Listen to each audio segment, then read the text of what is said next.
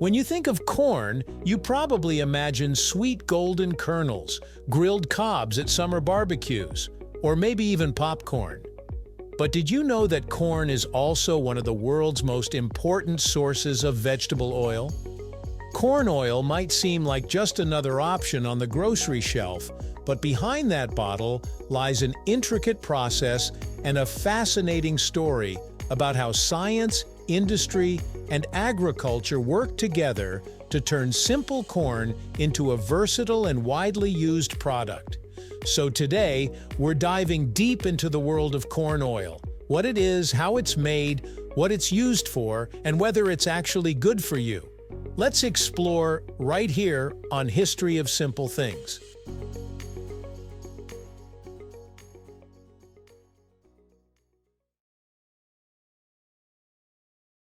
Let's start with the basics. What exactly is corn oil?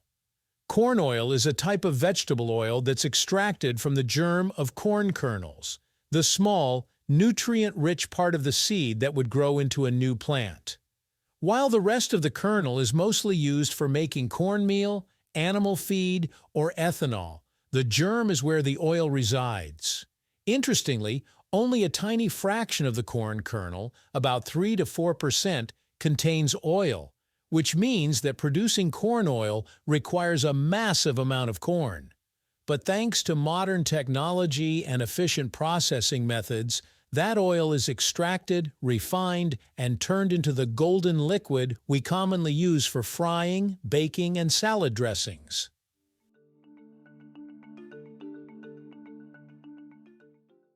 Now, the journey from corn kernel to cooking oil isn't as simple as just squeezing out the oil. It involves several complex steps. First, the corn germ is separated from the rest of the kernel during the milling process. In most cases, this happens through a technique called wet milling, where the corn is soaked in warm water and then ground up, allowing different components like starch, fiber, and germ to be separated. Once the germ is isolated, it's dried and then subjected to either mechanical pressing or solvent extraction to release the oil. Mechanical pressing uses pressure to squeeze out the oil, while solvent extraction involves using a substance like hexane to dissolve the oil from the germ. Most commercial corn oil today is made using the solvent method because it extracts more oil and is more cost-effective. But the process doesn't end there. The crude oil that comes out of the extraction phase isn't ready for cooking yet. It still contains impurities, waxes, and pigments. So, the oil undergoes a series of refining steps. It's first degummed to remove phospholipids, then neutralized to get rid of free fatty acids. After that, it's bleached to remove color and deodorized with steam to eliminate unwanted smells and flavors. The result is a clear, mild-tasting oil that's stable at high temperatures and perfect for frying. In fact, that's one of the biggest reasons corn oil became so popular. It has a high smoke point, meaning it can handle the heat without breaking down or smoking up your kitchen. So how did corn oil become a kitchen staple in the first place? The story goes back to the early 1900s. Corn had already been a key crop in the United States for centuries, but it was primarily grown for food and livestock feed. Then came the discovery that the germ contained oil that could be extracted and refined. By the 1920s, companies had begun producing corn oil on a large scale, promoting it as a healthy and affordable alternative to animal fats, like lard and butter. Over time, it became a symbol of modern cooking, light, clean, and easy to use.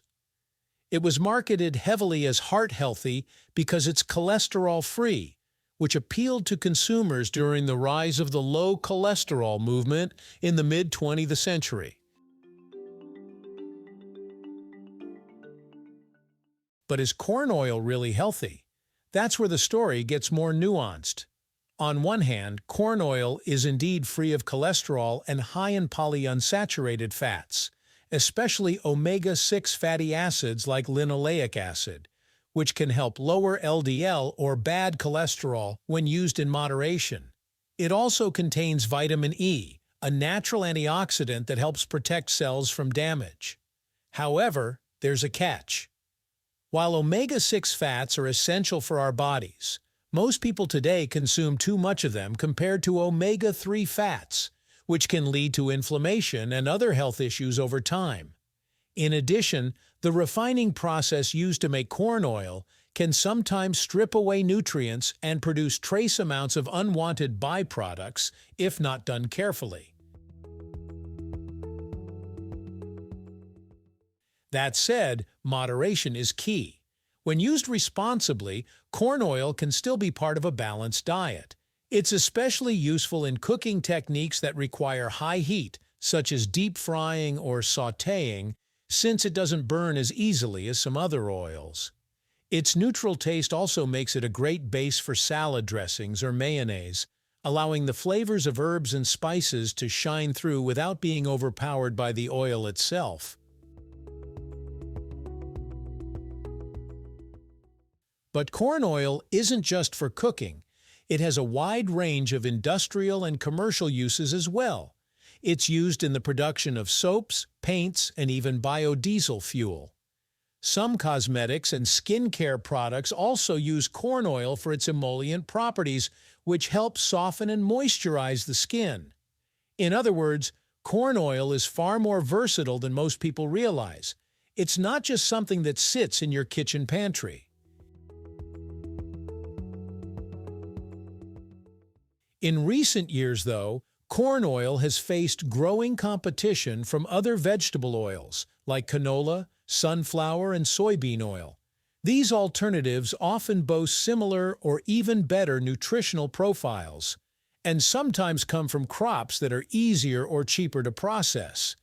Yet corn oil continues to hold its ground, particularly in the United States, where corn is abundant and deeply integrated into the agricultural economy.